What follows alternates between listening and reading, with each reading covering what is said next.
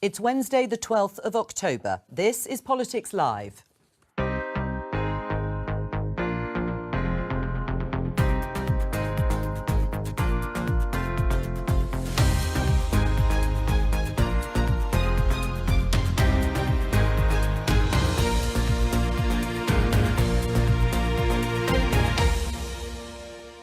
Joining me today, Conservative MP Laura Farris, Labour MP Lloyd Russell-Moyle, The Guardian's Deputy Political Editor Jess Elgot and the Editor of City AM, Andy Silvester. Today, the official number crunchers say the economy's been shrinking. The Business Secretary says the Chancellor's mini-budget can return it to growth.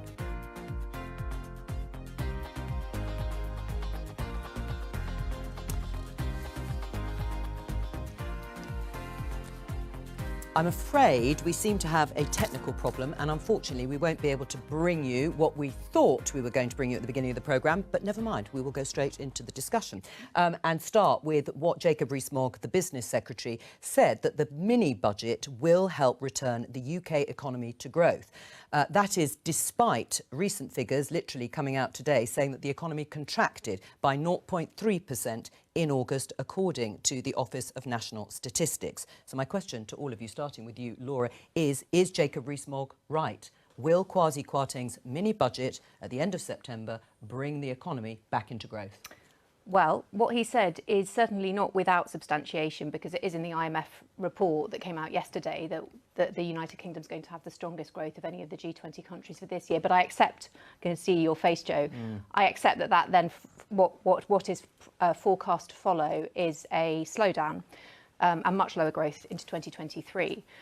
One of the things the IMF said is that they wrote their report before the fiscal statement, the mini-budget, sorry, on the 23rd of September. So it isn't it isn't fully reflected. They thought that the measures announced would improve growth somewhat, and I appreciate that's vague, and I'm not going to try and guess. But they said to 2.5%, didn't they? So I understand that is the ambition. I mean, I think, look, that is the hallmark of Liz Truss's new premiership, that she's going for growth. I'm not going to pretend that the mini-budget didn't cause disruption in the markets and that there aren't corrective measures happening, obviously, immediately. And that's one of the reasons why the fiscal statement's been brought forward to the 31st of October, because the government needs to demonstrate fiscal responsibility as an imperative. We'll look at some of the substance of that in just a moment. But, Lloyd, as the opening question, the economy has contracted by 0.3%, according to official-ish figures. That's in August.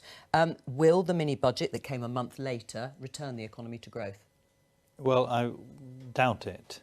The IMF said it was like the International Monetary Fund, having a country steered by two people trying to go in opposite directions. It was extremely critical about how these policies are being implemented, and I think that that's the response that we saw with the market. It's not just the policies, of which I disagree with and actually think that will not help with growth, but it's also the way that they have been implemented, the refusal of the government to put forward proper costings and an OBR report. And that's why yesterday Labour put down an amendment on the reversal of the national insurance rise, to say the government needs to be laying down the papers on how these things are going to be funded, how social care is going to be costed. You can't just suddenly whip away a tax that we thought was regressive, so we agree with that part, I was going to say, but you supported it, without then saying what your alternatives are. And the government keep doing measures, not saying then what their longer term plan is, and that spooks people. It spooks the markets, of course, but it actually, I think,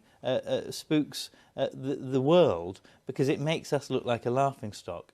Doesn't make us look like we have a plan, and fundamentally that leads to higher prices for homeowners and hard-working people up and down this country. Is a crisis that is created in Downing Street and then exacerbated every step of the way by their failure to actually be open and honest with the country. Politically, Jess, Liz Truss and Kwasi Kwarteng have staked their sort of leadership at the top on growth. It's all been talking about the economy getting bigger, and then everyone will be able to enjoy the proceeds of that growth, as a former Chancellor once said, George Osborne. The measures in that mini-budget were a very large energy intervention to help households deal with soaring prices on their energy bills and unfunded tax cuts. Will it lead to growth? The difficulty that Liz Truss has got over the next few weeks and Kwasi Kwarteng as they prepare for this medium-term fiscal statement is that all the measures they're looking at, deregulation measures, supply-side reforms, whether that's planning reforms, environmental reforms, childcare reforms, workplace reforms, they're either going to have to be so minimal that you'd expect there to have very little effect on growth, or they're going to have to use up some of something that she has very little of, which is political capital.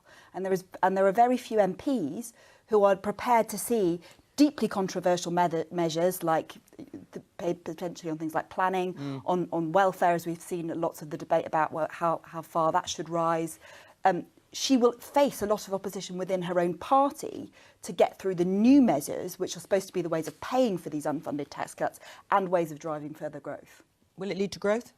Yes, it will, but Lloyd, Jess are both right that there are other things that have to happen. There are supply-side reforms which need to come through as well. We're not talking about the growth that's going to... The mini-budget is not going to suddenly set the UK on a path to 2.5%. The positive case for what Liz Truss and Kwasi Kwarteng are talking about is that somebody needed to say that the UK's trend growth is not good enough for an ageing population. If demography is destiny, the UK's destiny is basically the NHS with a country attached to it. So if you don't want that to happen, you have to do radical and indeed unpopular things. It is the way they've done it to this point that has spooked markets, and I have to say they've not been helped in that necessarily by some of the interventions from the Bank of England. Right, well, let's go to that. Just to remind our viewers, of course, in just under 40 minutes we will go live into the House of Commons for Liz Truss's second only Prime Minister's question. Seems remarkable, so much has happened in the first few weeks of her premiership. Let's just have a look at the front page of your paper, City AM. Andy Bailey, that's Andrew Bailey, the Bank of England governor. No bond buy-up extension. Exactly explain what this was following the £65 billion worth, he didn't actually do all of that, but worth interventions to help prop up the pensions industry. He's saying by Friday he's going to pull out. Yes, which is the original deadline. What I can tell you is that front page was rapidly rewritten last night because what we had in the can and ready to go was pension funds and pension fund bodies saying that it was time for an extension to that. They wanted a bit more time to get their house in order. This intervention, the £65 billion intervention, wasn't about just keeping gilt yields down. It was particular dysfunction related to a particular product that some pension funds use and this fear of contagion. The idea was that it would give pension funds 2 weeks or so to shift some assets, up their cash positions, make them more liquid. To be honest, pensions are not at risk, but those pension funds were at risk of starting a fire sale of assets across the financial markets. That's bad news for everybody. It's bad news for the City of London. The bank stepped in to stop that. Pension funds hoped that they would get a bit more time. Some were hoping that, in fact, the bank would leave this power there, bearing in mind, as you say, they're not spending all of this cash, would leave it there until after Kwasi Kwarteng's mini-budget at Halloween, allowing everybody to basically take a deep breath and see what the Chancellor can come up with and see what the OBR says about the sums that have got there. As it is, Bailey, last night, about 10 to 8 UK time, relatively cheery in conversation in Washington, DC, just announced that wasn't going to happen. Cue a fair confusion across the city, which has continued into today. Yields are up, not as much as we thought. But yeah, that bank intervention helped 2 weeks ago, but the way they've communicated now the end of it, I can understand from the bank's perspective why they're saying we were doing what we were doing anyway, but from the city's perspective, there had been the moon music this would extend, and the city doesn't like surprises. Laura, what's your reaction to this? I mean, the Bank of England making it clear it's not their job to continue to sort this out, and they've had some support in that. If it's not their job, should the Treasury be stepping in? Well, I think I think I agree with Andy. I'm not worried about pension funds. I agree the announcement was sort of out of the blue, and I think it was unexpected, and that has caused today's turbulence. I think, just going back to what Jess said, I think that one of the things, we've had quite a disrupted last 6 weeks in Parliament where MPs have barely been there. 2 of the days were dedicated to tributes to Her Late Majesty. And obviously that had to happen, but and was, an important moment. But the problem is that a new Prime Minister's come in with a really bold agenda, and she's been in a position where there have been announcements which have needed a lot more flesh on the bones. For example, all the fiscal measures they're going to take to balance the books, all the supply side stuff. And I think one of the things I'm very conscious on this panel is that we're sort of speculating about what might lie ahead, whether it will work, whether it will be popular, whether it will get through the House, without knowing anything that she's going to do. And one of the things that she has, though, that's been floated in the press is that there's going to be a big announcement on childcare. That's something that I've campaigned on ever since I became an MP, because it has such, it chokes off the ability of women to remain in the labour market, or to advance in the labour market, or just to keep, or to kind of fulfil what they want to do. And it has such a punishing impact on the household budget. And in the meantime, there's turmoil in the markets, and the cost of borrowing is going up, and that means that affects everything. That affects everyone, and it can feed through to things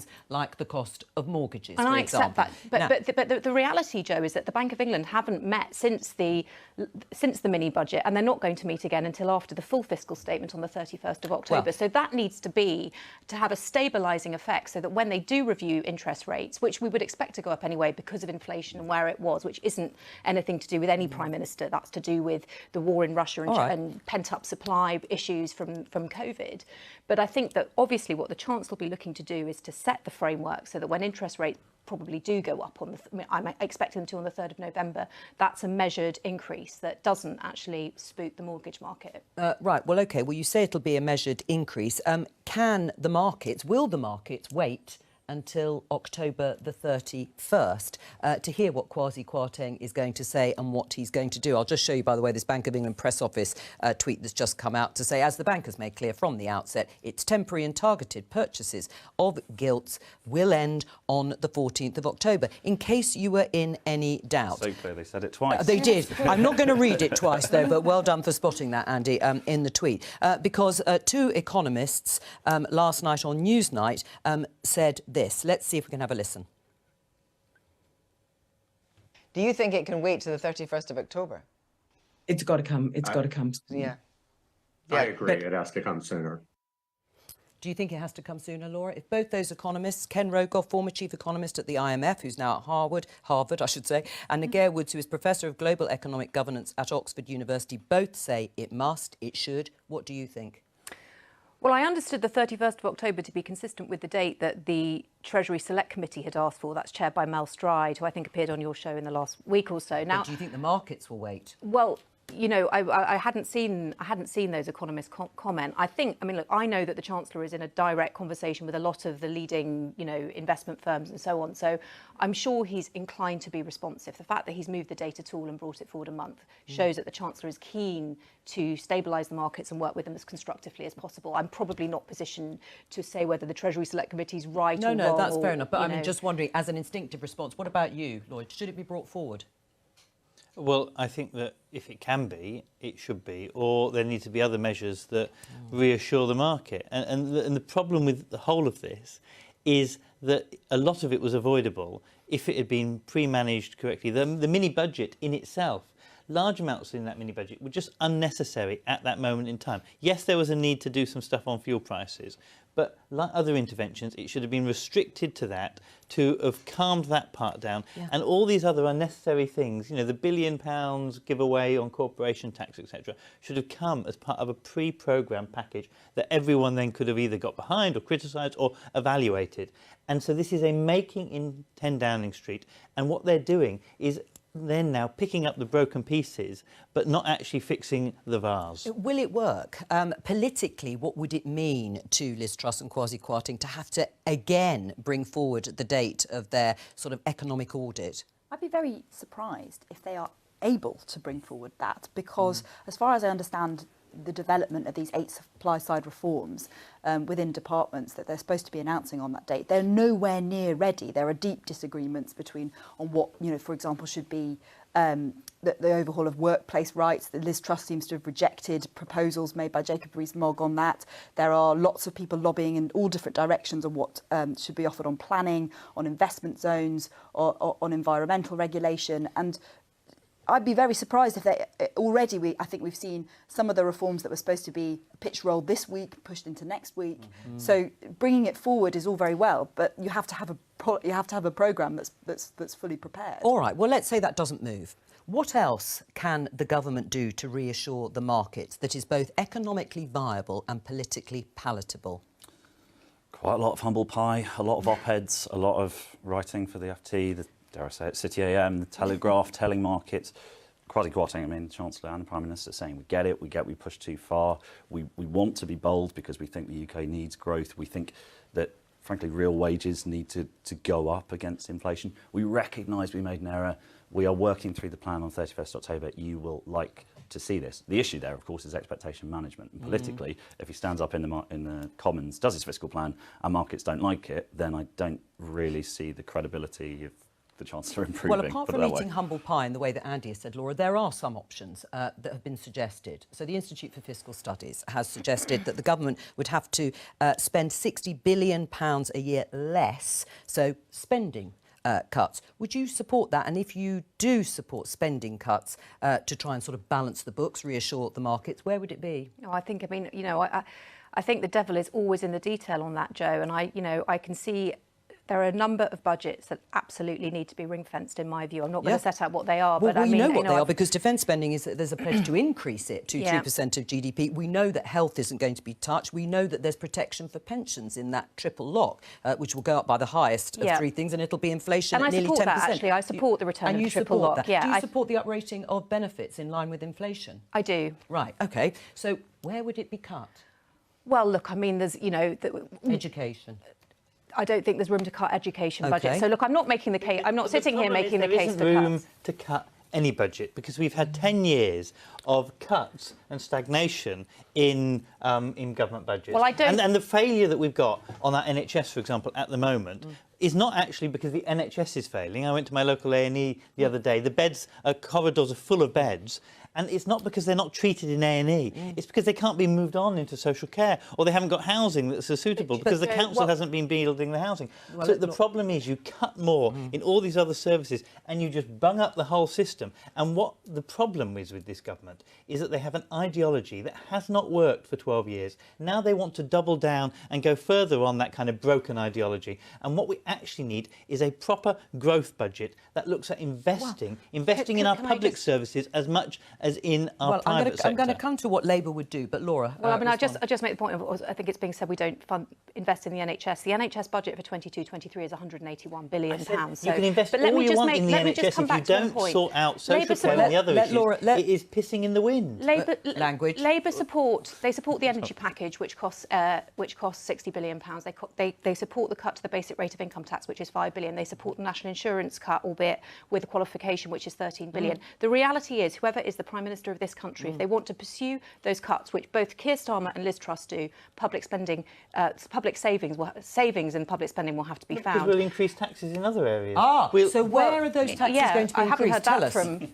Well, we will introduce a windfall tax, a further windfall tax for energy companies.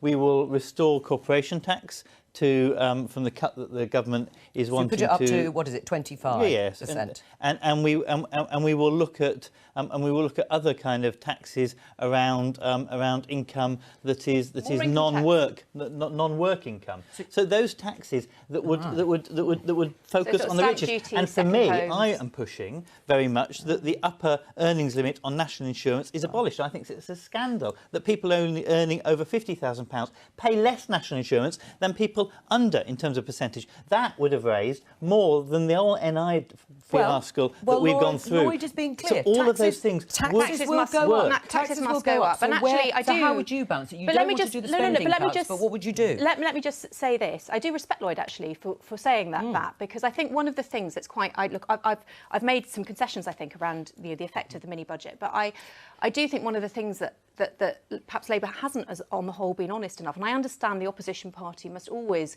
capitalise on a moment when the other side, when the government is weak. It's a moment when people look to them. But actually, they are getting away without really saying what they're going to do. And it's honest to be realistic with people and say taxes will go up. So what's your response? Because I'll just show you this, Laura, in The Independent, this headline. Number 10 reviews Kwasi Kwarteng's mini-budget measures following market turmoil. Staffers are told to undertake a line-by-line scrutiny to see if changes are needed. Does that sound to you like a reversal of some of the tax cuts that were in that mini-budget? It's clearly possible that that's coming. And look, I accept the basic premise that having a extensive fiscal loosening at the same time as a period of monetary tightening is difficult to achieve, and maybe those tax cuts should have been delayed. But there's no point in producing tax cuts if they're eaten up in mortgage interest extra. And so actually what is better? Slight tax cuts for the very tax increases for the very richest, and that you stabilise the market, that you have decent mortgage rates, those kinds of things, or the disaster we have at the moment. I know what I would prefer. Well, let's see, what would you prefer? I mean, do you see that, Andy, as possibly the government would be humiliating politically because, as I said, they pledged, or she pledged her leadership campaign on cutting taxes to get growth, and yet they're looking through it line by line to see if there's something they can do to reassure the markets. Could that be a reversal? I mean, you guys are the political experts. From an economic perspective, one of the odd things about the mini-budget is that actually a lot of people in the city liked a lot of the things that are in it. A lot of people in the economics profession liked, not just for them, but for boosting growth, for the things we talked about earlier about the fact that the UK cannot survive on the trend growth it's got. Fundamentally, and we went through the problem there with all the departments that are ring-fenced and then the other things that we can't cut politically. So then you are basically just left, if that's the political landscape, with you have to get growth from somewhere in order to boost tax revenues. We talked about Liz Truss staking her sort of election bid, her leadership bid on growth and cutting taxes. One of the reasons and one of the problems I think we're going to have is that the supply side reforms that need to come along with it don't make for good copy during leadership elections. She's very little head ground, as far as I can see, on explaining what those reforms would be. And as Jess alluded to right earlier, it's hard to see how that gets through Parliament. Well, let me just show you that you're talking about the growth and that the city quite liked the mini-budget, and people can make their own minds up about why. But the UK predicted to see weak growth next year. This is on the back of the measures that were set out in the mini-budget. This is the International Monetary Fund GDP growth forecast for 23, and you can see where the UK is. It's pretty anaemic at 0.3%. It doesn't look good, does it, Laura? No, but Joe, that's when I read the report last night, it is fair to say they qualify that comment by saying they prepared it before the mini-budget, and they say, as I said right at the top of the show, they say it will boost growth somewhat. Now, I'm not trying to predict what that means, but they do qualify that chart. It's also but we're beating Germany, which is so I think it's important. Of course, that is not consistent with a strong growth projection. No. But you know that they say in their report that it was prepared before. There is an interesting discussion about what produces growth.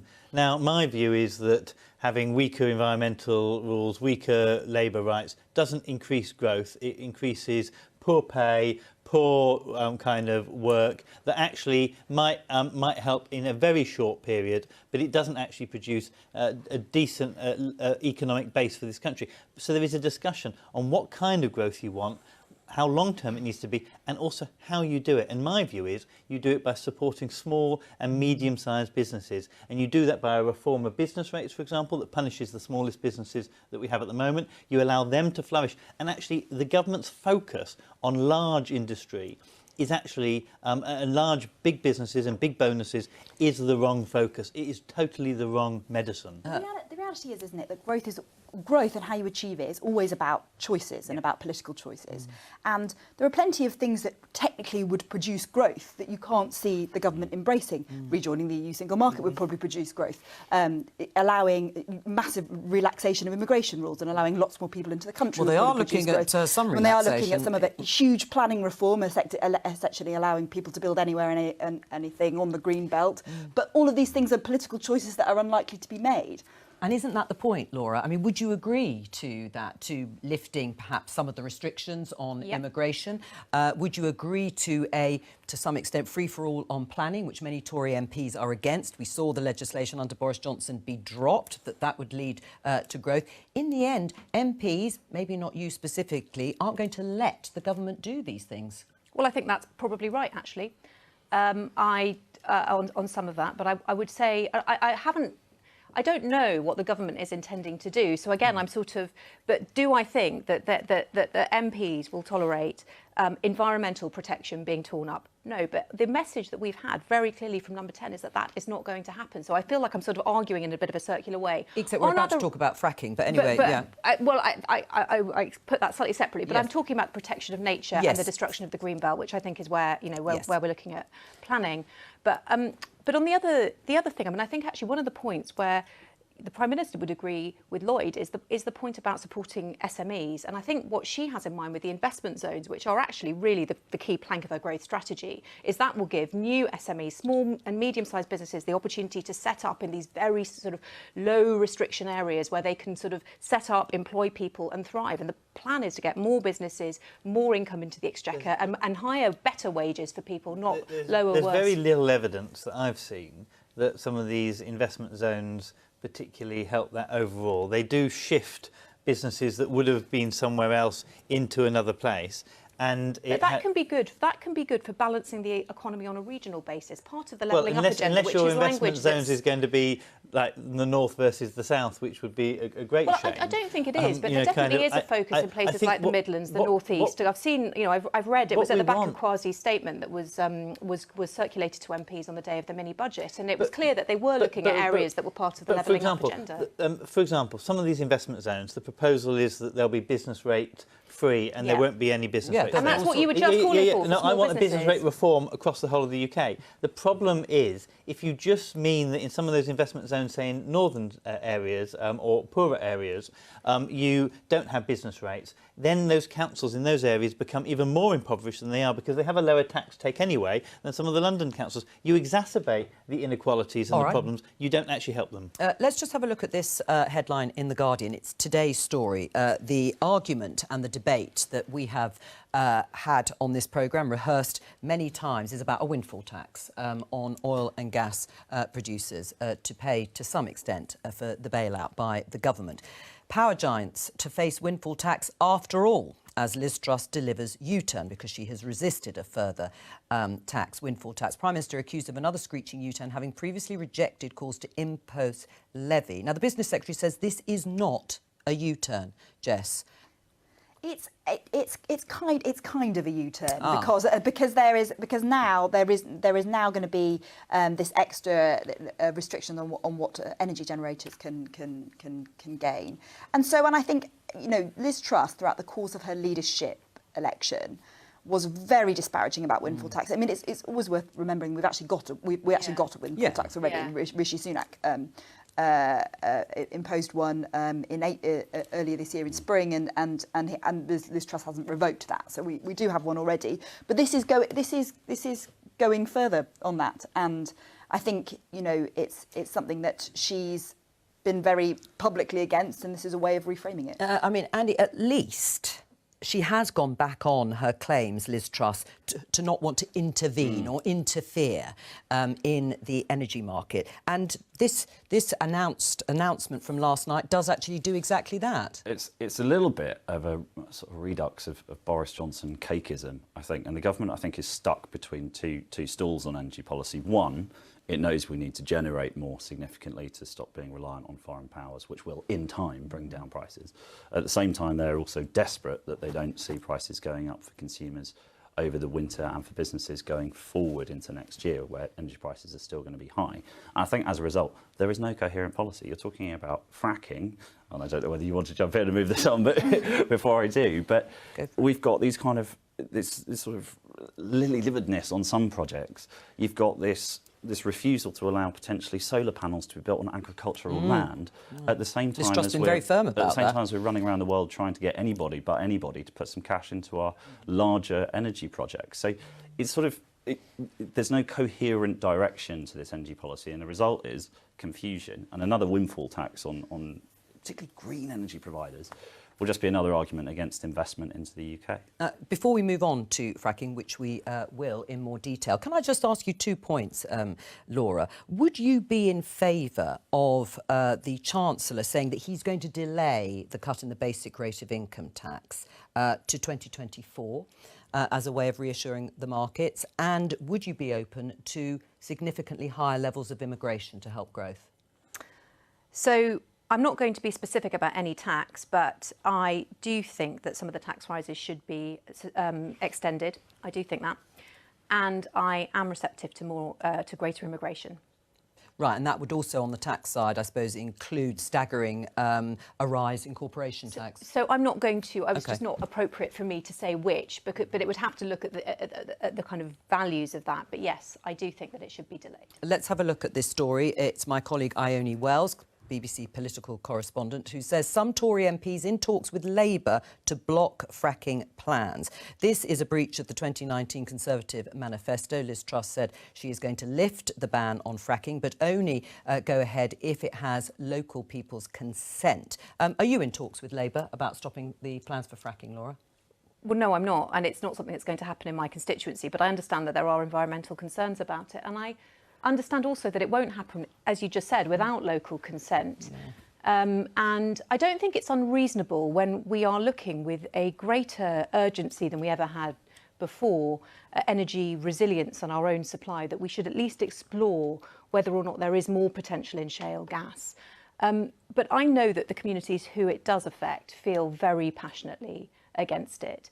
And I wouldn't be able to support a policy that imposed it on an area where that view is held because, you know, and I think your next question might be, well, where is it going to happen? It's not going to happen then, is it? Well, look, it's probably not going to happen in densely populated communities, but I don't know whether there are parts of sort of the northern reaches of Scotland where there would be appropriate sites. And I wouldn't discourage it if there were. No, I mean, should it be looked at least, Lloyd?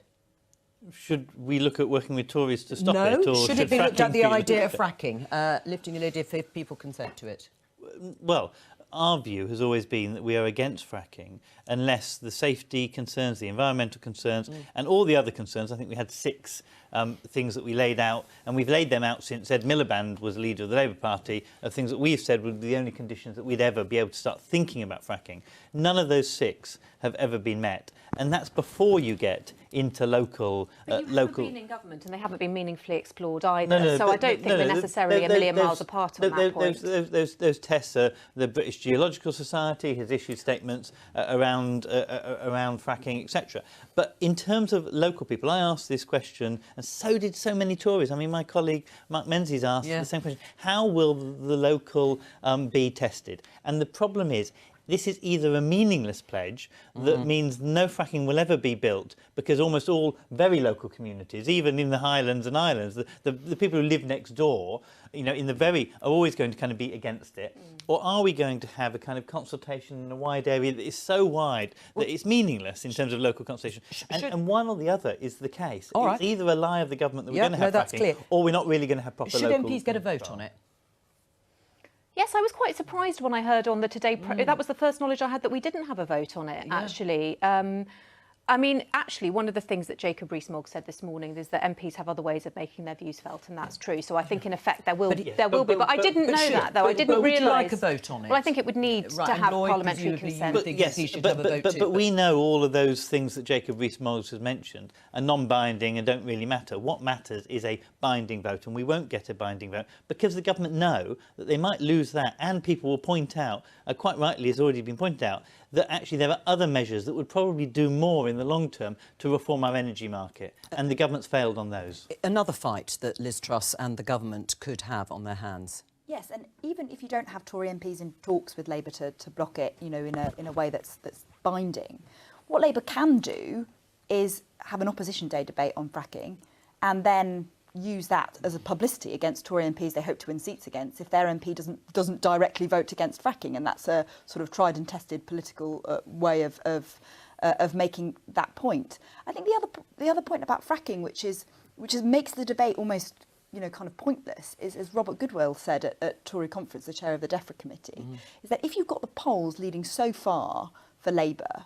and Labour has said it won't allow fracking, then what company is going to start investing now in fracking if in 2 years' time you could have a different government that would ban it? Andy? That's a good point. And why would a green energy provider invest in Britain if they're going to get hit with a windfall tax? Why would North Sea oil? What I think is, I'm just going to say one thing on the fracking and local consent. There are a lot of reports and a lot of examples across the world, from everything from mining to fracking in the US, where actually the way it has got local consent is that the proceeds of growth, as we talked about it, stay in those local areas. Bribe is very much a dirty word in politics, but it shouldn't necessarily be in things like housing reform, planning reform, and energy generation.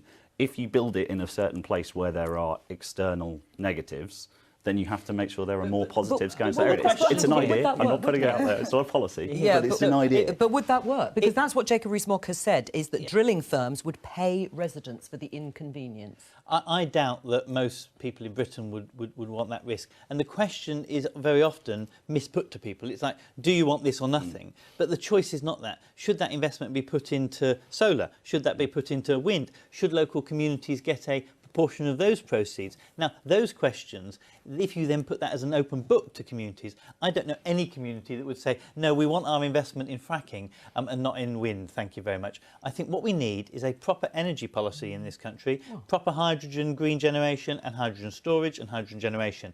We need wind and wave. It was, of course, the last Conservative government that blocked the tidal and wave stuff in the Swansea Bay that the Welsh Labour government was trying to put forward. All those things now need to be reversed, and what we cannot do is invest a limited supply of money that we have at the moment in oil and gas that actually we know we need to be weaning off in the next 25 years. We aren't investing. Companies are investing. Well, the nation... And they have a right to put their money where they want to if they can get it past political regulation. It is the nation, and there is a limited supply of money. And if those companies can be encouraged through regulation to invest in better nation, areas... Though, is it, Lloyd, in that sense? I think the whole nation, the companies are part of the nation. I just think, there has been extraordinary investment already in energy diversification. Sizewell C has got the green light, the new nuclear power plant, and there's Hinkley Point. That the hydrogen, still the no huge because hydrogen the investment Conservative delayed it in 2010. has happened in the Tees Valley, the area where Ben Houchen is the mayor.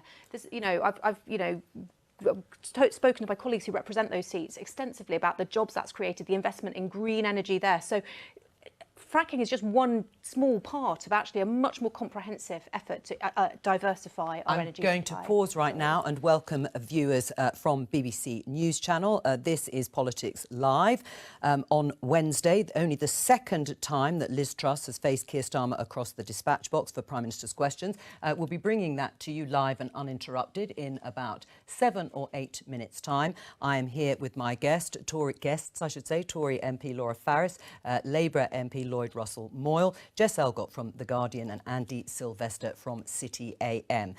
Let's just take a brief pause. What does Liz Truss need to do today, Laura, after all the turmoil that we have been discussing and that no doubt will be raised at Prime Minister's questions? What does she need to do? Well, I think she needs to give a sort of reassuring performance where she expresses her growth plan in a way that is, I think, more rooted in a sense of the government's fiscal responsibility and, I suppose, in a language that makes people sort of kind of go on the journey with her. And you're right to observe, she's only actually done PMQ'S once, and she did really well, actually. It was a really good... I thought she did a really good performance. So and has it all gone wrong since then? Well, she hasn't done it again. And I accept this is a high stakes PMQs for her. But I think this is a big moment where she can sort of reassure and she can sort of show a tone. In fact, it's her first performance, I think, in the Commons since the mini budget. So it'll be for her to contextualise to the House what she is trying to achieve and how she's going to do that. What do you want to hear from Keir Starmer? I want him to continue that winning formula that we've started to see from him, which is about telling the... Since she's become Prime Minister. Well, but we've also seen it in conference speeches and we've seen it, which is telling the country that this government believes in making the normal people pay for their failures, that this government is trying to mean that they are poorer off while their friends get rich, and this government is really a smash and grab government. And I think that that will be easily done if he continues to focus on their failures economically, but also in terms of the real issues, cost of living issues for people's lived lives. Will people watch this divided, if you like, in the way Lloyd has perhaps set out clearly? Whose side are you on? Does that work? Will it work? I think that that's very clearly the Labour message now, and you get this constant repetition of this is a Tory crisis made in Downing Street, this is a Tory premium on your mortgage. And, you know, there's plenty of ways you might be able to argue that there are other factors and other people to blame, but that is the dividing line, and that is also, I think, a dividing line which is quite conveniently opened up between Keir Starmer and Liz Truss. Boris Johnson used to be able to kind of spread himself across the Overton window, and Liz Truss takes a very, very, very specific ideological position and answers the questions in the only back and forth that we've seen. She's quite and direct and prepared to draw those clear lines. And so I think that we're newly getting in PMQs a bit more of a kind of real debate about the ideological differences between the two parties. Liz Truss is on the back foot at the moment, clearly. We can see that. She stood up at a party conference, also on the back foot. It was a very chaotic week because of the reversal of one of the key policies. Can she, do you think, do what Laura has just said she needs to do, or is all the opposition, the important opposition, going to be from behind her on her own benches? Well, I was going to say exactly that. This feels to me like an embattled CEO at an AGM with investors who are not overly thrilled. It's actually the people that are on your own side that have got the cash invested in you, or indeed their seats, dare I say it, that you need to convince.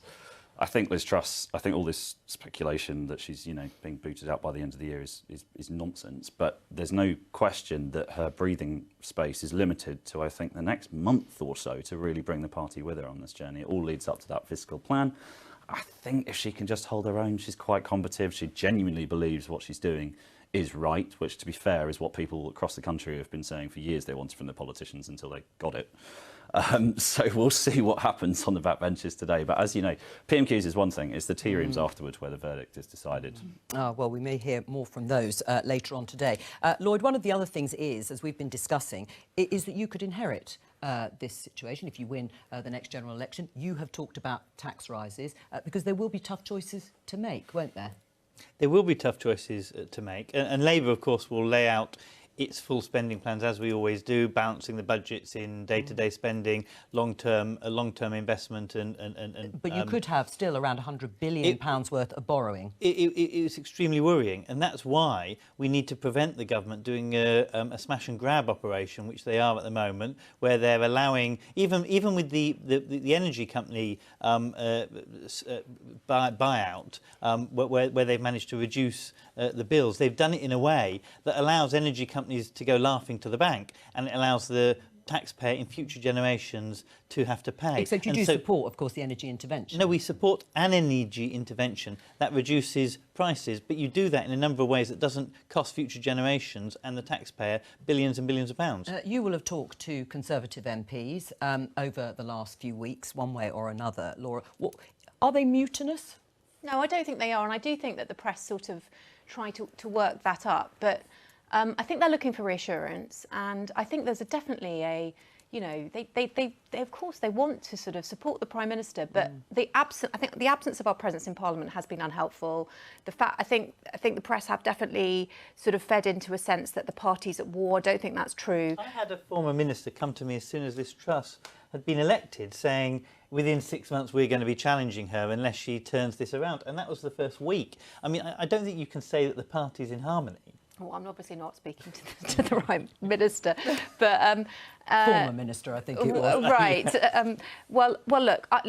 I think the party is behind her. I accept that it is. You know, that these have been a few difficult weeks. I'm not going to pretend otherwise. And of course, I think she can sort of turn it around. You do. Well, let's have a look. She's leaving Downing Street, or has left Downing Street, Liz Truss. Here she is, coming out the famous... that's not her, obviously. There she is. Thank you for that, Lloyd. Getting into car, making the short journey to the House of Commons to face the Labour leader. Journalists there shouting at her as she gets into the car, as they do, usually, when they're on their way to PMQs. What do you think, Jess, in terms of the political turmoil? Do you think it is slightly overstated in the way that Laura says? I think so much depends on the next 3 weeks and the plans that Kwasi Kwarteng comes up with on that term. You know, if he comes up with a number of proposals that Tory MPs can get behind, I think you can start to see them swing behind her a bit more. If he comes up with lots of plans where lots of different individuals have got objections, then again she loses even more of that political capital. Let's have a look inside the chamber. It's filling up, of course, for PMQs. Liz Truss and the government had said that they were going to have a sort of blizzard of announcements over the next week or two. Do you think that is all going to go to plan? Well, according to reports today, no. Very little of these supply-side reforms have been signed off. It goes back to what we're saying. She hasn't got the support of her backbenchers. They didn't vote for her, famously, in the leadership contest, and then she didn't tell her electorate, Tory MPs, that she's going to be radical on childcare because there are things people won't like. She didn't tell them that they were going to be radical on planning because there are things about that they don't like. So as far as I can see, her options are limited to focusing on 2 or 3 things that can be delivered and just hoping that that level of competence on 2 or 3 key issues is enough to win her side over. That's what I alluded to in Battled CEOs. That's what CEOs do. They say, I'm leaving all the silly stuff, I'm selling off stuff that is losing my focus, taking my focus elsewhere, focus on the core. And for her, that appears to be growth, real wages. But with the CEO example, they have a year to turn it around, and at the next AGM, if they've said all that and it's their company's still not in growth, then the shareholders revolt. And what she's got is possibly less than a year. She's got, as you said, about 6 months. And will the economy be able to turn around? Will we see material things like interest rates starting to either reduce? I doubt it. We're going to go into the Commons for PMQs.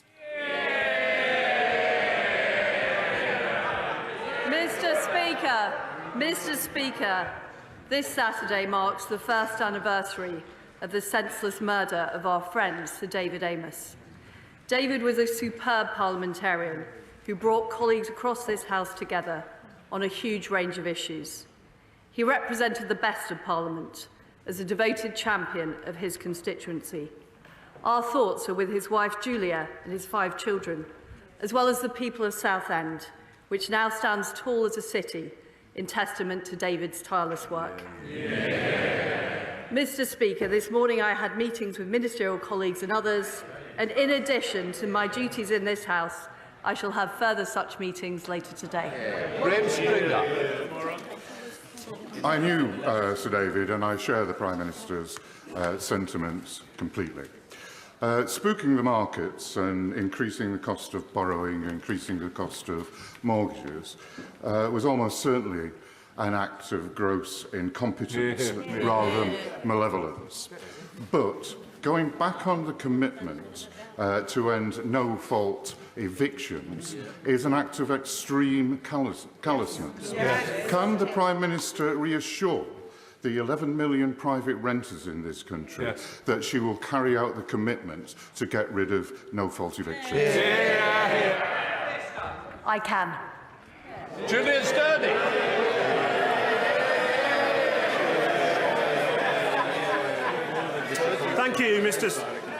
Thank you, Mr. Speaker. On a recent visit to the children's ward at York Hospital, I was shocked to learn that paediatric waiting time targets are the same as that of adult patients.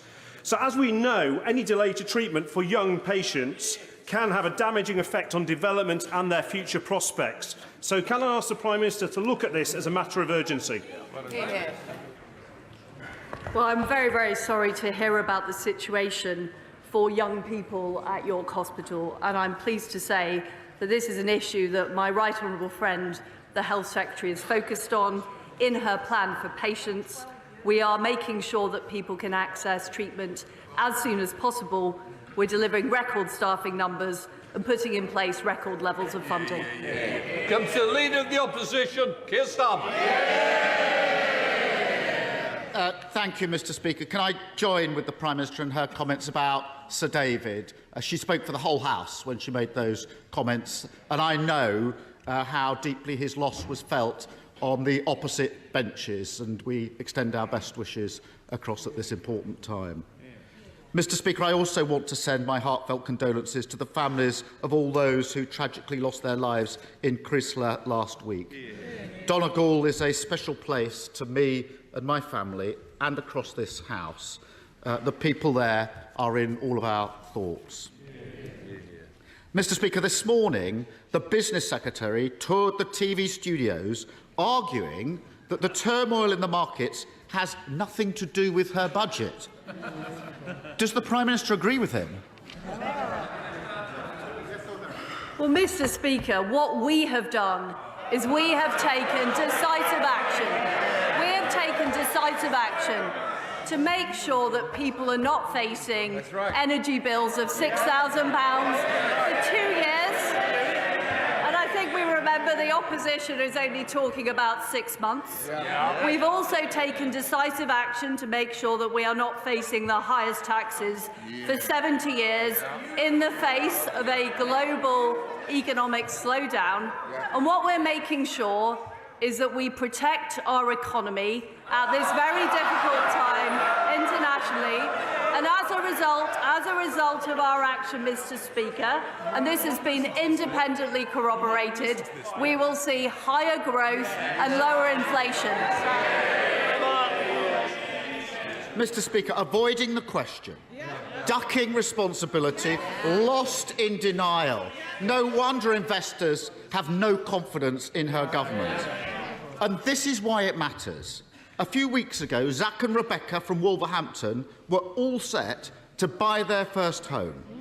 Then the government's borrowing spree sent interest rates spiralling and their mortgage offer was withdrawn. I met them last week. They're back to square one, unable to buy, devastated, sick to the back teeth with excuses and blame shifting. Does the Prime Minister understand why Zach and Rebecca are completely furious with her? Mr. Speaker, the fact is that when I came into office, people were facing energy bills of up to £6,000 a year. Well, I'm sorry. Mr. Speaker, the party opposite are shouting, but he is opposing the very package that we brought in, the energy price guarantee. That was the major part of the mini-budget that we announced.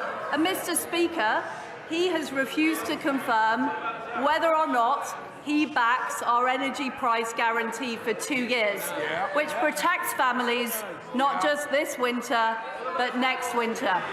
What we're seeing, Mr. Speaker, is we are seeing interest rates rising globally.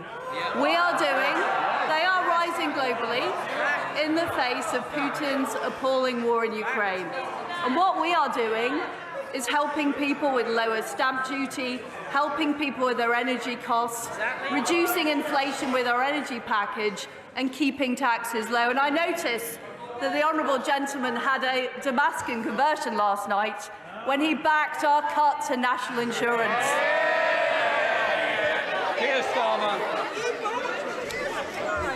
Mr. Speaker, the economy is in turmoil. People are really worried. This is really not the time to descend into absolutely nonsense attacks about last night. There's no point trying to hide it. Everyone can see what has happened. The Tories went on a borrowing spree, sending mortgage rates through the roof. They are skyrocketing by £500 a month. And for nearly 2 million homeowners, their fixed-rate deals are coming to an end next year. They're worried sick, and everybody in this House knows it. They won't forgive. They won't forget, and nor should they. When will she stop ducking responsibility, do the right thing, and reverse her kamikaze budget, which is causing so much pain? Mr. Speaker, last night the Labour Party supported bringing down national insurance. And is he really? I want to hear the Prime Minister. I'm sorry if her own party doesn't, but I certainly do. Mr. Speaker, I'm genuinely unclear about what Labour's...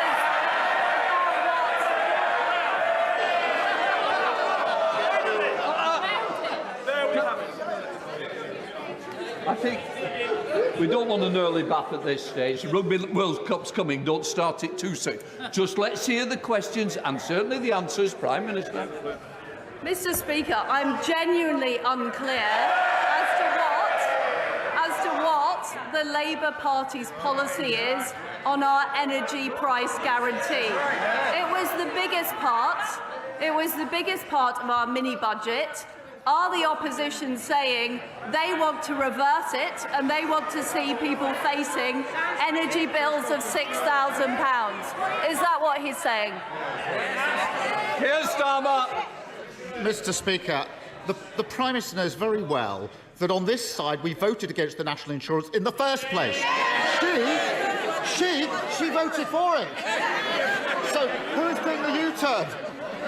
Honestly. Last week, the Prime Minister was forced to U-turn on her unfunded tax cut for the super wealthy. This week, she's beginning to realise that she needs to extend the windfall tax, one step behind the CEO of Shell. But she's still going ahead with £18 billion of tax cuts for the richest businesses, and they didn't even ask for it.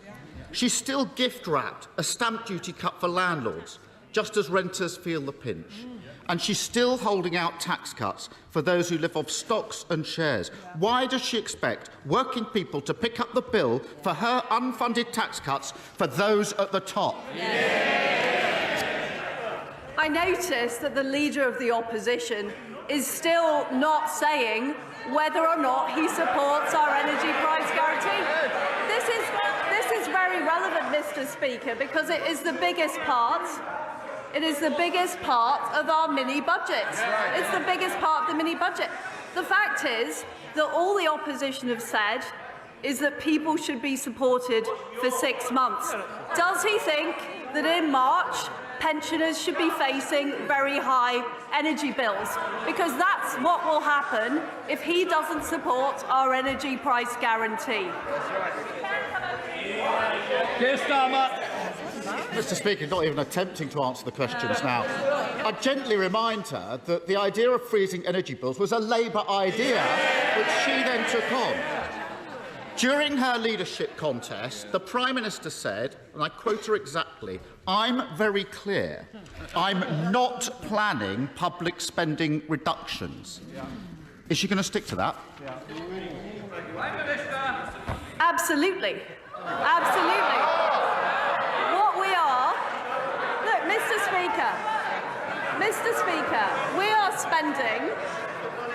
are spending almost £1 trillion of public spending. We were spending £700 billion back in 2010. What we will make sure is that over the medium term, the debt is falling. But we will do that not by cutting public spending, but by making sure we spend public money well. And the honourable gentleman talks about our spending, which he doesn't seem to support, on the energy price guarantee. But the reality is he can't criticise us on one hand for spending money, on the other hand claiming we're cutting public expenditure. Here's Starmer. They can cheer. I hope they listen very, very carefully to that last answer, because other people will listen very, very carefully to it. Who voted? Who voted for this? Who voted for this? Who voted for this? Not homeowners paying an extra $500 extra on their mortgages. Who voted this? Not working people paying for tax cuts to the largest companies. Who voted for this? Not even most of the MPs behind her, who know you can't pay for tax cuts on the never, never. Does she think the public will ever forgive the Conservative Party if they keep on defending this madness and go ahead with a kamikaze budget? Mr. Speaker, what our budget has delivered is security for families for the next 2 winters. It's made sure that we're going to see higher economic growth, lower inflation and more opportunities. The way that we will get our country growing is through more jobs, more growth, more opportunities, not through higher taxes, higher spending and his friends in the union stopping hard-working people get to work. Cheryl Berry. Come on, Cheryl. Thank you, Mr. Speaker. I want to see growth and jobs in East Cornwall, and I believe an investment zone could help this.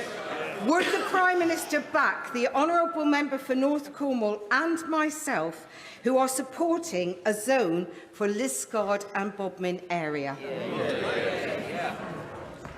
Well, I want to see more jobs, more opportunities, more homes for local people in Cornwall. And I know that's what my honourable friend is working towards with her colleagues, and I'm delighted we're bringing forward these investment zones that are going to give those opportunities to local people. We now come to the Leader of the SNP, Ian Blackford. Thank you, Mr Speaker. And can I associate myself with the remarks of the Prime Minister on the murder of David Amos a year ago, and thoughts and prayers very much with Julia and his family. And of course, we think very much of those in Crestla that have been caught up in the terrible tragedy there as well. I would have hoped that if the Prime Minister is making public spending commitments today, that she would have said that those that rely on social security benefits will get their benefits uprated in line with inflation. Mr Speaker, when the Prime Minister last stood at the dispatch box, the average 2-year fixed-rate mortgage stood at 4.5%. They are now at 6.5% and rising, hitting average families with an extra £450 a month in mortgage payments every single month over and above what they were paying. 37 days into the job, this is literally the cost of the Prime Minister's incompetence. It is the price households are paying, and all because of the Chancellor that she chose. Will she now give up her desperate plan to save her Chancellor's skin by scapegoating the Governor of the Bank of England? Mr Speaker, the action we have taken has meant that families in Scotland and across the United Kingdom are not facing gargantuan energy bills. And what the honourable gentleman and his friends in Scotland could do to help us out is build the nuclear power stations that are going to help our energy security, help us get more gas out of the North Sea to help deliver on a more secure energy future for all of our people. Ian Blackford. Mr Speaker, if she wants to ask us questions, we can swap places. But, you know, the reality is, Mr Speaker, that the Prime Minister is ignoring the damage of the chaos of the mini-budget. She is worrying about saving the Chancellor's job, but many families are now worried not just about heating their homes, but keeping their homes, Prime Minister. The scale of this Tory crisis is frightening. 100,000 households a month are up for mortgage renewals. People can't afford to pay an extra £4,500 a year in interest, and plenty are already falling behind. The Prime Minister and her Chancellor have completely lost control. The only thing growing under this government are mortgages, rents and bills. Is that what she really meant when she declared herself a pro-growth Prime Minister? Well, we have taken action on helping families heat their homes, and that's been very important, and I would love to see more support on delivering the energy security we need. Interest rates are rising globally. That is a fact. And interest rates are a decision for the Independent Bank of England. But I want to do all I can to help families across Britain. But the way we're going to help them is by delivering economic growth, by making sure we have the jobs and opportunities in Scotland and right across the UK. And what independent forecasters have shown is that following our intervention, economic growth is going to be higher than it would have been if we hadn't acted.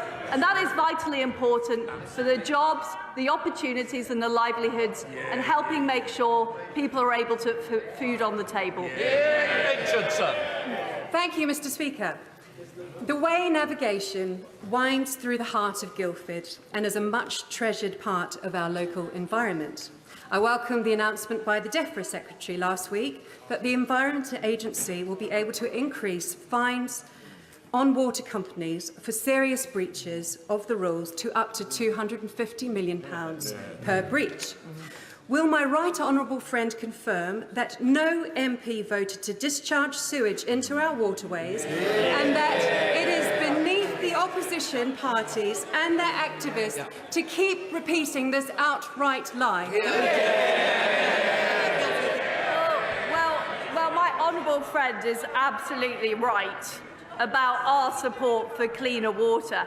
And what we're doing about it, which the honourable lady has asked from a sedentary position, is we have increased, and my right honourable friend, the DEFRA Secretary, has increased the fines for water companies 100 times if they discharge sewage into waterworks in an illegal way. We've acted. Sir Geoffrey Donaldson. Thank you, Mr. Speaker. Can I associate my colleagues and I with the remarks made about the tragic events in Creesla in County Donegal, and our prayers continue to be with that devastated community.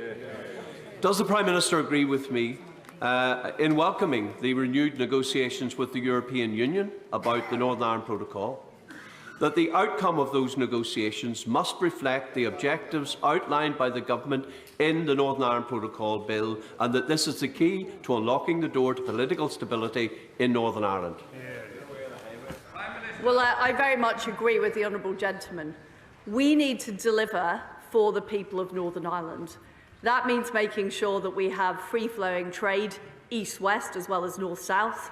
It means making sure that the people of Northern Ireland can benefit from the same tax benefits as people in Great Britain. And it means resolving the issues over governance and regulation. Now, I would prefer to achieve that through a negotiated solution with the EU. But if we're not able to do that, we can't allow the situation to drift. We have to proceed with the Northern Ireland Protocol Bill. Mary Robinson. Thank you, Mr. Speaker. Addressing health inequalities is a key part of levelling up, and so I welcome this week's news of £50 million to fund research into health disparities. We know poor health affects not only life expectancy, but also prosperity and more widely economic resilience and growth. Therefore, would my right honourable friend consider a future expansion of these research schemes to other parts of the North and the Greater Manchester region to encourage more healthcare research partnerships between our great universities and our local authorities? Well, my honourable friend is absolutely right that this health research is vitally important.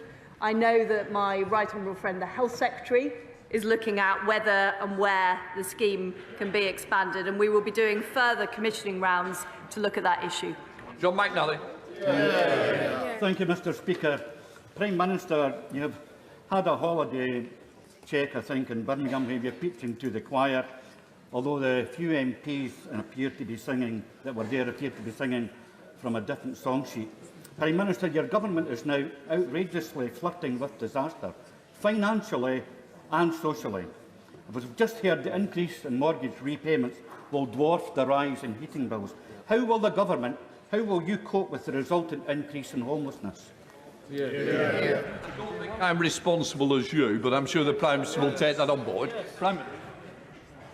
Well, Mr. Speaker, what we have done as a government is we've acted decisively to deal with the very severe energy crisis we are facing. We are facing a severe energy crisis. We're also facing a slowdown in economic growth globally due to Putin's war in Ukraine, and not acting is not an option. Guy Opperman.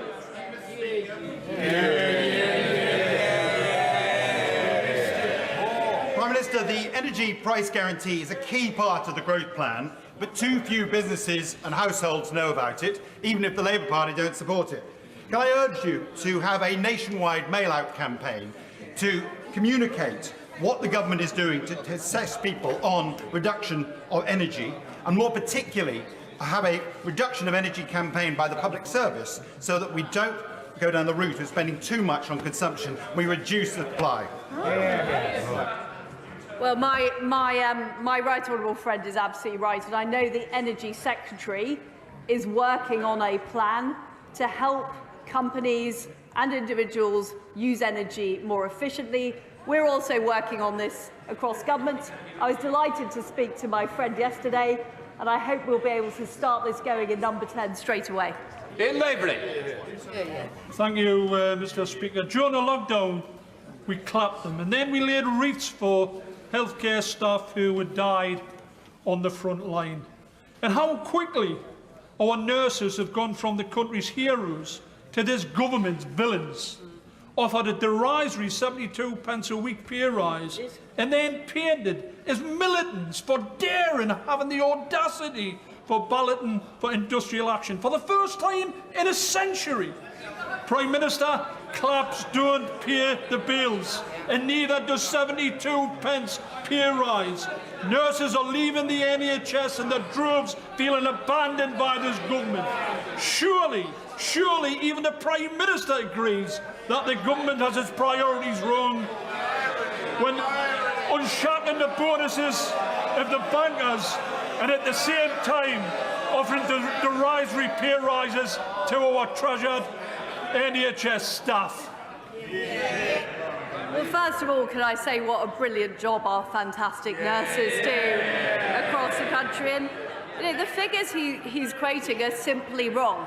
The independent pay review body recommended a £1,400 rise on average, and that is what the government's committed to delivering. Natalie Alfie. Following the loss of 27 lives last winter in the Channel, the UK government offered joint patrols to the French on the beaches.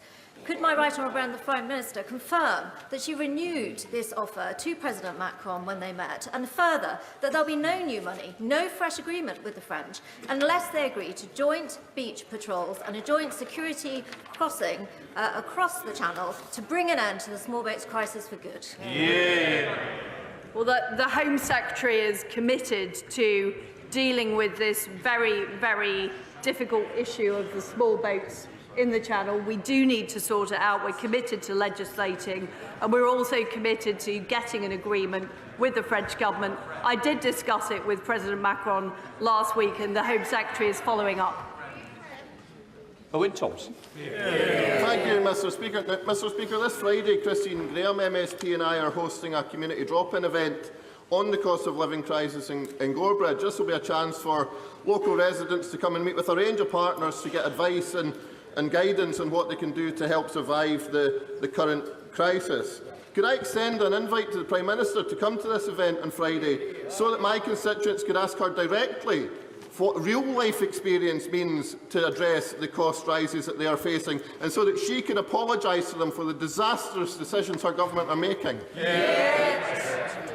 Well, I completely understand that families are struggling, and that is why this government acted within a week of coming into office to put in place the energy price guarantee so people aren't facing £6,000 bills. And that's why we've reversed the increase in national insurance. That's why we're cutting basic rate tax to make sure families are keeping more of their own money. And we're also making sure that the most vulnerable households get an extra £1,200 of support. I hope he is going to communicate that to his constituents.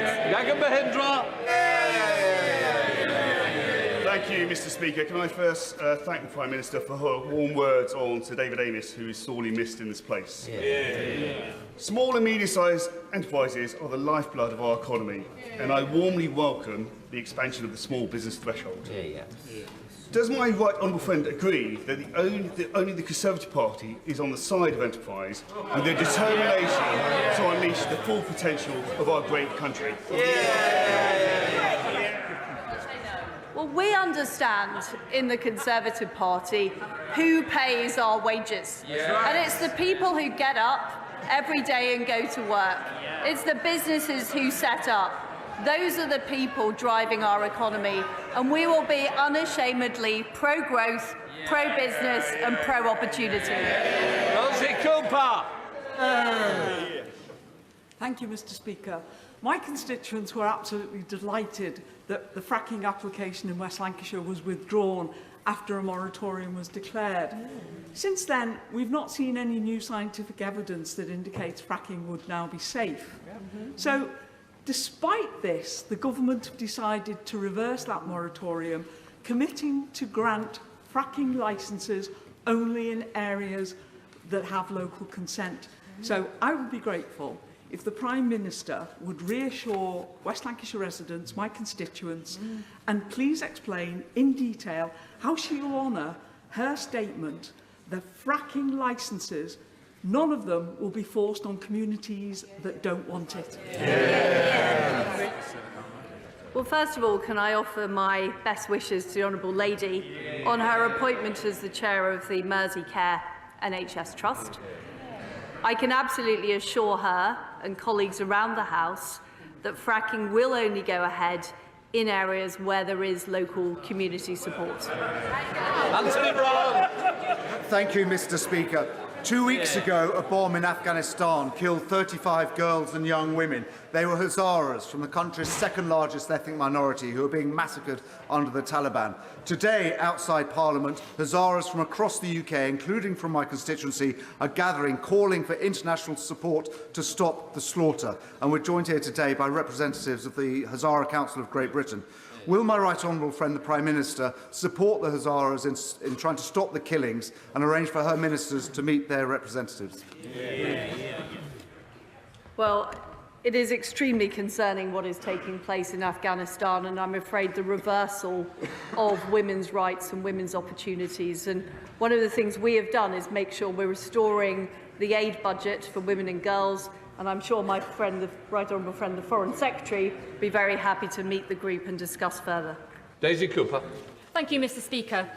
The government's botched budget gave unfunded tax cuts to some of the richest companies, whilst across the country there are hospitals who worry that their roofs might collapse at any moment. Hitchinbrook Hospital, Frimley Park Hospital and Queen Elizabeth Hospital in the Prime Minister's own local area. These are just three of a number of hospitals who need hundreds of millions of pounds, some of them urgently. So will the Prime Minister promise that every affected hospital will be given the money they need to fix these dangerous roofs in the next 12 months? Well, I do want to correct the Honourable Lady, because what we are doing is simply not putting up corporation tax. It's not a tax cut. We're just not raising corporation tax. And I feel it would be wrong in a time when we are trying to attract investment into our country at a time of global economic slowdown to be raising taxes, because it will bring less revenue in. And the way that we are going to get the money to fund our National Health Service, the way that we're going to get money to fund our schools, is by having a strong economy with companies investing and creating jobs. I fully support this government's growth agenda, Prime Minister. Would she agree with me that this can be achieved whilst also protecting and restoring our precious nature and ecosystems and working with our farmers so that we do meet our legally binding target to restore nature by 2030? I know she understands this. She has precious talk streams in her own constituency. And will she agree that if we get this right, there will be more jobs, skills, opportunities, because every nation in the world depends on its natural environment? Well, my honourable friend did a fantastic job promoting the natural environment when she was at DEFRA. We are going to deliver economic growth in an environmentally friendly way. What this is about improving the processes and deliver better outcomes, both for the environment whilst making sure we have a growing economy as well. And those two things go hand in hand. Mothers. Thank you, Mr. Speaker. The Prime Minister wants us to believe that fracking will reduce our energy bills, but it was not so long ago that her Chancellor said that those calling for fracking's return misunderstand the situation and that no amount of shale gas will be enough to lower the European price any time soon. So, Prime Minister, is the Chancellor wrong about that? That's right, Justin. We are pulling every lever to improve our energy supply in Britain, whether it's the North Sea and opening up more opportunity there, which the opposition front bench are against, whether it's fracking, whether it's more renewables, which I'm very supportive of, whether it's more solar panels in the right place, whether it's more nuclear power stations, which are opposed by the SNP. We are doing everything we can because we can never be in a situation again where we are dependent on authoritarian regimes for our energy. Thank you, Mr. Speaker. Over the past week, serious safeguarding failures by the children's charity Mermaids have come to light. Revelations that the charity sent breast-flattening devices to young girls behind their parents' back. promoted harmful medical and surgical procedures to children, hired a trustee with links to paedophile organisations, and a digital engagement manager who posted pornographic images online, including of himself dressed as a schoolgirl. For years, despite whistleblowers raising alarm, mermaids have had unfettered access to vulnerable children. Does my right honourable friend agree that it has taken far too long for these concerns to be taken seriously? And does she also agree that it is high time for a police investigation into the activities of mermaids and staff? It's very important that under 18s are able to develop their own decision-making capabilities and not be forced into any kind of activity. And what I would say on the subject of the investigation she raises, of course those matters should be raised and should be properly looked at. Sir Olney. Thank you very much, Mr Speaker. For my constituents in Richmond Park and for communities across South West London, from Wimbledon to Elmbridge, any expansion of Heathrow would be disastrous. A third runway would see over 6 million more tonnes of carbon pumped into the atmosphere every year and 2 million households affected by increased noise levels. Last week, the Transport Secretary said she supported Heathrow expansion. The Prime Minister has previously stated she would support a fourth runway. So, does the Prime Minister stand by her previous comments, or will she rule out government support for construction of a third runway at Heathrow? Well, I absolutely agree with what the Transport Secretary said in her comments. And what we need to do is make sure that industries like the air industry become more environmentally friendly. You know, I support the development of low carbon technology in those sectors. That's the way we will help grow the economy but also serve the environment. Virginia Crosby. Thank you, Mr Speaker, and I'm delighted to hear the Prime Minister be such a champion for nuclear. My question is, when will the mission and plan for Great British Nuclear be announced? The market needs the confidence to invest in new nuclear, like Wilbur in my constituency of Arnasmore, to help us achieve net zero for our energy security and to get thousands of high-quality jobs. Well, I can tell my honourable friend that Great British Nuclear will be set up this year, and it will be bringing forward new nuclear projects. I'm delighted about her support for Wilfer and to make sure that we have nuclear power provided in Wales. I'd just like to see it right across the United Kingdom too. Matt Weston. Thank you, Mr Speaker. May I welcome her to her place. I'm not sure how you measure a good honeymoon, Mr Speaker. But after 5 weeks of a crisis conceived in Downing Street, of crashing pensions, interest rates rising, mortgage market turmoil and complete financial chaos, the country has been left wanting divorce. In 2 recent polls, 60% of this country want an immediate general election. The Prime Minister claims she's in listening mode. Will she give way to the public?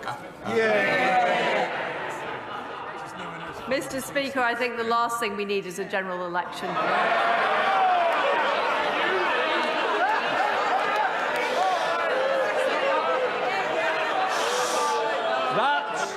That concludes Prime Minister's questions.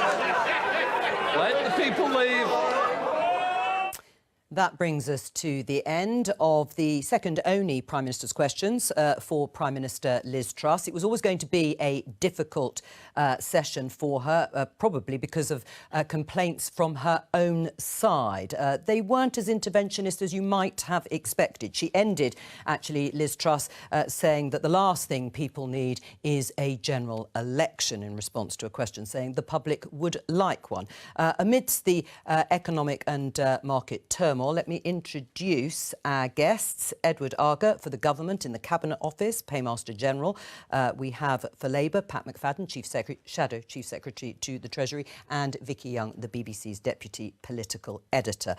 First of all, Vicky, I suppose one of the most striking things about it was Liz Truss's response to Keir Starmer saying there will be no public spending cuts to balance the books. Yeah, so this is all about confidence. If we go back to the mini budget, it's all about how will the government pay for this. So at the moment, it's a huge amount of extra borrowing. And as we've seen, the reaction in the markets to all of that. So what Tory MPs, the markets, lots of people are looking for is how is he going to pay for all of this? And lots of people thinking, and the indications being to us privately, that there would be spending cuts. Something Liz Truss ruled out when she was going through her leadership campaign, and today doing the same. So there is currently going to be what's called a huddle, where journalists all crowd round Downing Street spokespeople and ask them, well, what was she talking about there? What did she mean? So we'll bring you that as soon as we get it. Now, one idea might be the fact that what's called the spending envelope, so the whole amount of money that is spent on public services, that could well stay the same. But of course, because of inflation, it will feel like cuts in real terms. So that's one thing. Yesterday, lots of Tory MPs were saying to me, well, look, one way of paying for this is the fact that people will be paying more tax. You know, wages are going up. That means that you end up paying more tax. You get dragged into paying 40%, lots of people, because those thresholds are staying the same. So we are going to get to the bottom of this, and we will let you know once the government has explained what exactly she meant by this. Well, let's see if Edward Argar can help us. What did Liz Truss mean exactly when she said there will be no public spending cuts in order to balance the books on the back of the borrowing that this government is undertaking?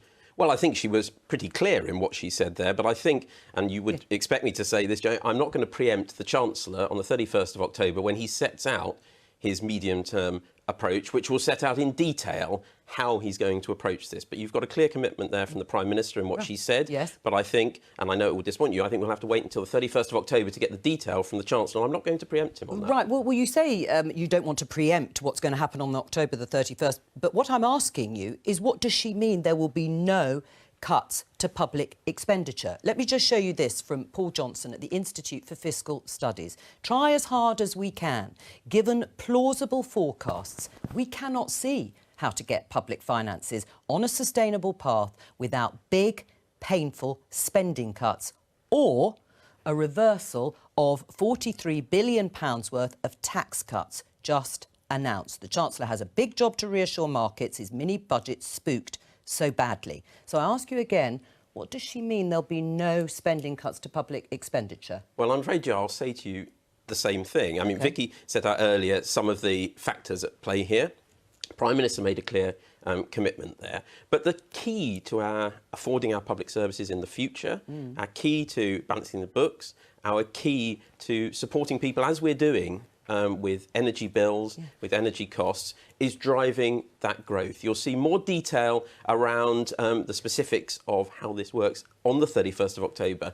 But I know this is the first time I think I've been on your programme. And hopefully not the last. But I've been doing this. I've been doing this for a long time, and as of you, and you wouldn't expect me to preempt what the Chancellor says in the House of Commons on the 31st of October, where he will lay out the detail sitting behind that. All right, well, on the other side, just before I come to you, Pat McFadden, will there be any further reversal of the £43 billion worth of tax cuts? Well, let's just be clear for a moment. These are stopping tax increases. So let's just be clear about that. So this is about not putting up... Not all. No, the bulk of these are about not putting up taxes from where they are now. Okay. That's about helping to stimulate and drive growth, which has to be central because...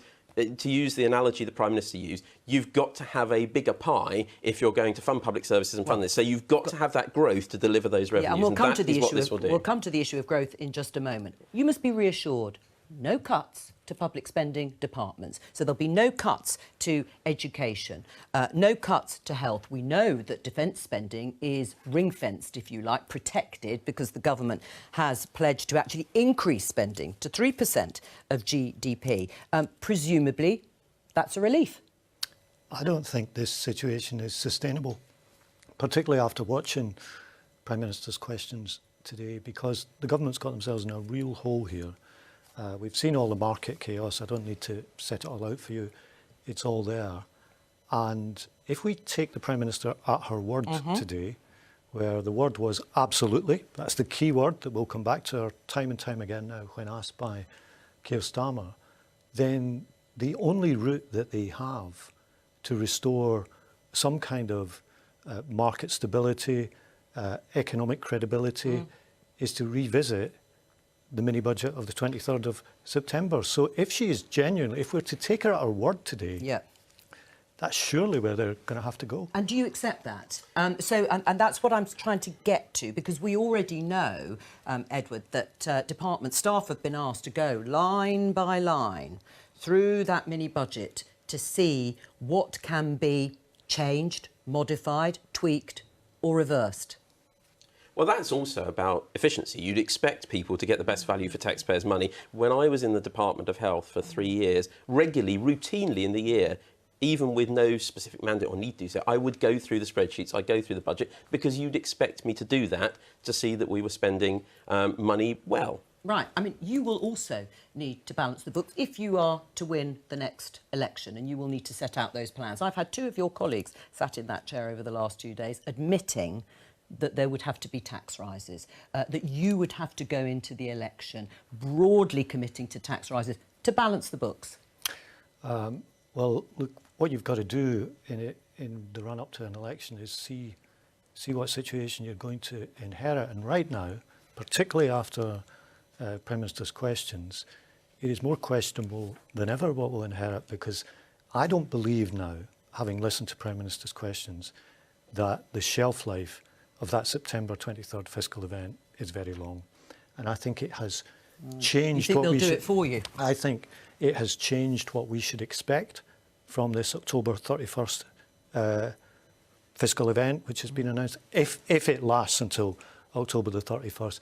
And I now think, if you combine the market reaction that we've seen, the 3 times interventions of the Bank of England to try to get some sort of financial stability, which has only happened in this country, it's not happened in other countries, and you combine the Prime Minister's categoric promise there to have no spending cuts, then I don't see where they go now other than revisiting their mini-budget. All right, well, I'm going to talk to Edward Argar about that in just a moment. On the cut in the basic rate of income tax that was announced by Kwasi Kwarteng, do you support it or don't you? Because we know that you did support it, but now we're being told that perhaps you don't. Well, no, the position in this hasn't changed. If the government, if that survives, and I think there's a big if over everything now. Yeah, OK. If that survives, and by the time we're running up to the next election, the basic rate is at 19p rather than 20p, we won't go into that election promising to increase income tax for 30 million people. Right, OK, so that's one tax increase you wouldn't put back up. Yeah. Let's go through whether it survives. If it survives. Well, let's see what might survive, Edward, because let's just have a look at what's happened over the last few weeks. So the 45p tax rate policy, that's been reversed. There is now a further intervention into the energy market that we've heard just this morning, despite this trust saying she didn't like intervening in any markets. She has said today no-fault eviction of private renters will be banned, even though there was an indication that it might not. The statement's been brought forward to October the 31st, and a public campaign to reduce energy consumption, which had been rejected by the government. Please tell me, what is the next reversal? Well, look, you've raised a number of issues there. U-turns. Hang on, and they are not U-turns. Let me just go through. Let me get through them one by one. Let's not argue on semantics. Let me get through one by one. They are reversals. The no-fault evictions, that is in the legislation. The Prime Minister confirmed it, despite speculation that was not stated by ministers or otherwise. That's press speculation about that. So that's one. The date of the Chancellor's statement, yes, has been brought forward by 3 weeks. Yeah. Correct. Despite them saying they wouldn't do it. The campaign, hang on, the energy campaign, that is about a discussion about how best to use public money. Sure. We've got the Help for Households campaign. That's being paid for, that's being funded. This is an element of that. That's about spending public money wisely. That's about that campaign conveying these messages. You don't duplicate. And the final point, I think, which you raised was about the energy there. And this is about improving the way the market works to reflect the fact that you've got the past 5 years, renewable contracts are basically on a contract for difference. All right. Prior to that, they are not. And therefore, you've seen in the older contracts, they are based on gas unit price. And therefore, we've seen them go up from £39 before this to about £500 a unit price. That is about fixing that aspect of the market. All right. Edward Argar, What is the next reversal going to be? Are you saying you are going to stick completely to the remaining measures of that mini-budget?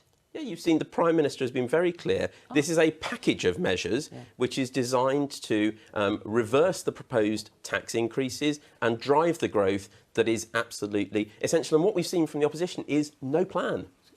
I feel for Edward Argar here because he's in a difficult position and he's been sent out with lines to take that have been overtaken by Prime Minister's questions. And this is the stage that we're now in this chaos. We saw it before with Boris Johnson, remember when all the ministers were sent out to say there'd be no help with free school meals, and they go out there and they defend the line and then they have the feet cut from under them.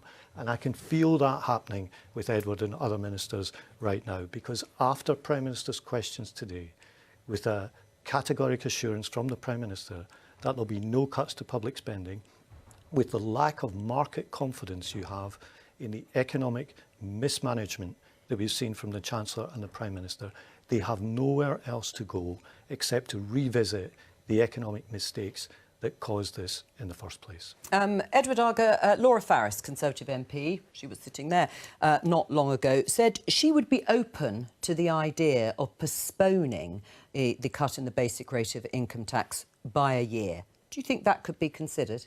Now, I have to say, I think that this package taken together and taken with the huge amount of support for businesses and individuals around energy costs is the right approach to drive that growth, and we need to start that now. It is difficult to see over the next few weeks if you're not going to reverse the £43 billion worth, or at least some of it, tax cuts, and you've got the Institute for Fiscal Studies saying, well, there'll need to be swinging spending cuts, which we've just heard the Prime Minister saying no to, taking in what you were saying about real terms and cash terms. Will it in the end come down to how the markets react? Well, yeah, they're trying to balance lots of different things here, and that is the problem, why the government, the Chancellor, it feels like he's boxed in. And that's because there's a clash between what the markets want as reassurance and what, frankly, Tory MPs will tolerate.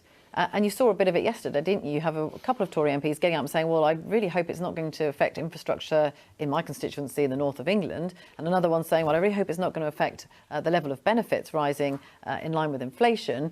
And so how do you then square that when you can't potentially get it through Parliament? And so they're boxed in on a lot of that. This supply side reforms, which we hear about, which actually means things like, you know, deregulation. We were expecting 7 or 8 of those kind of announcements. You know, they were due to come in the run-up to that fiscal statement, which was obviously going to be a lot later. The thing is, that's now been brought forward. So the question is, are they still going to do those? Well, we're very unsure about that, but maybe Edward knows.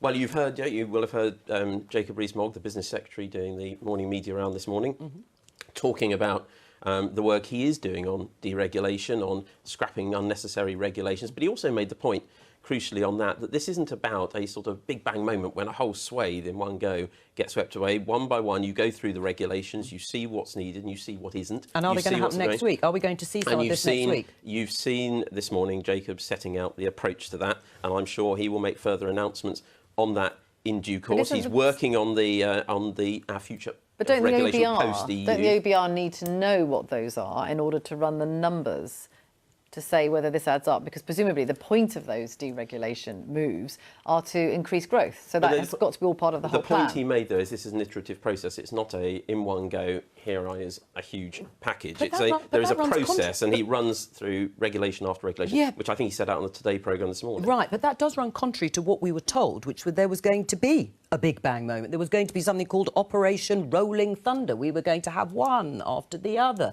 of these reforms looking at deregulation, whether it be on childcare, whether it be on planning.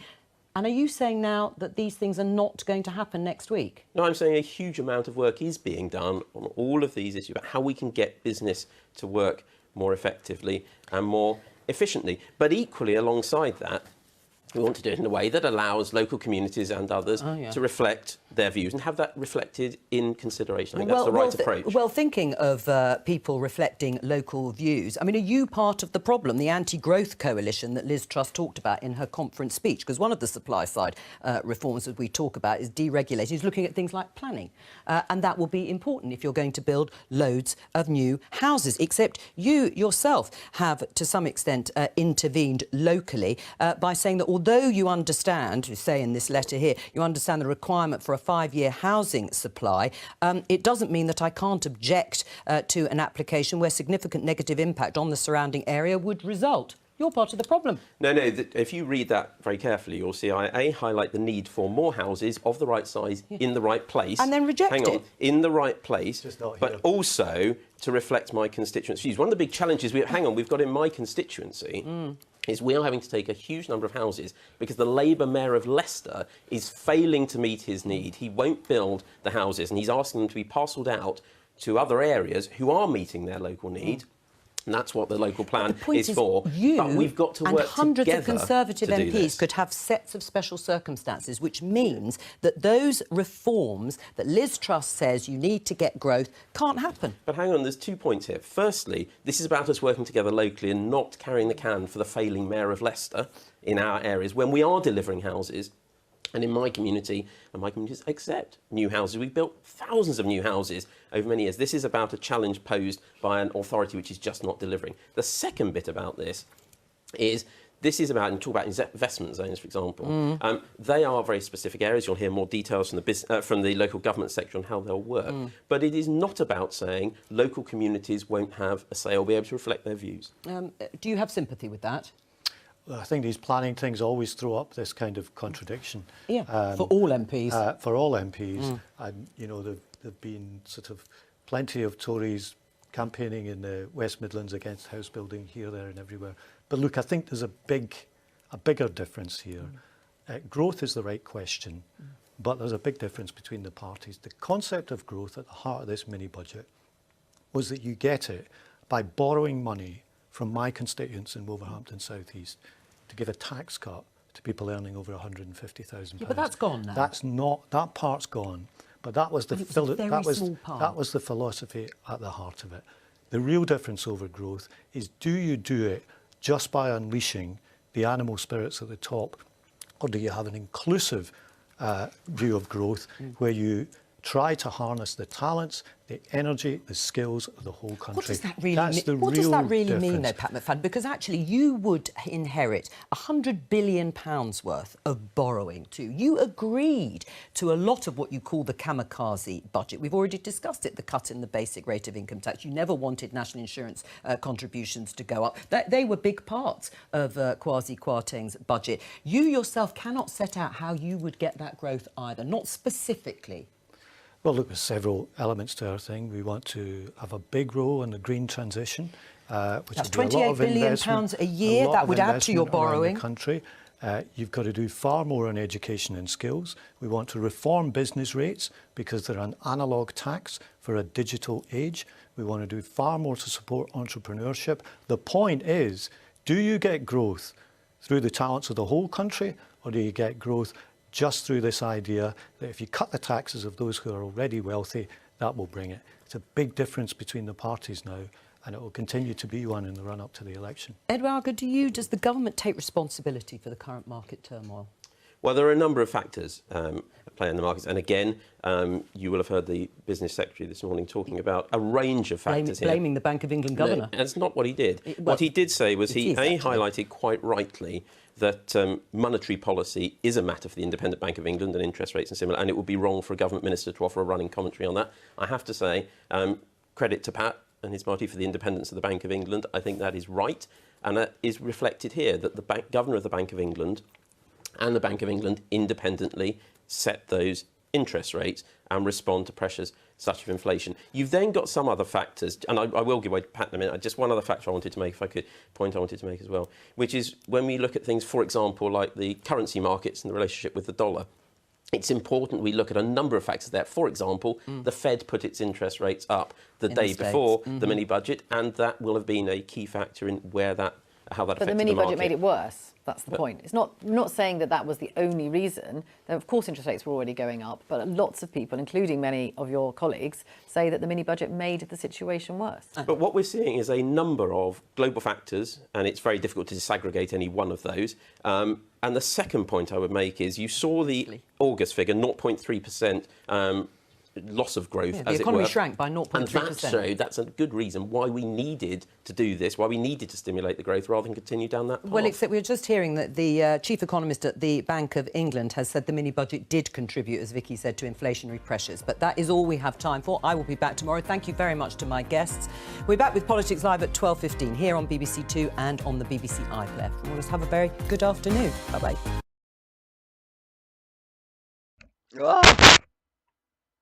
No, how hard is not to shout over these fucking TV shows sometimes. Well, in my mind I'm shouting, but I just don't want to interrupt the stream with my fucking anger or bewilderment at some points in the show. I mean, pardon me. I literally have got no idea how this country survives winter. Election-wise, that's going to be so mad, isn't it?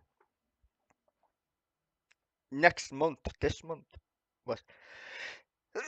Sorry, sneezes. And this month, 31st of October, budget thing again, and then is it November 3rd, 3 days later? 4. Sorry, keep sneezing. 4th is what's that shit? Oh, Bank of England statement about mortgage rates. That's gonna be mad. So,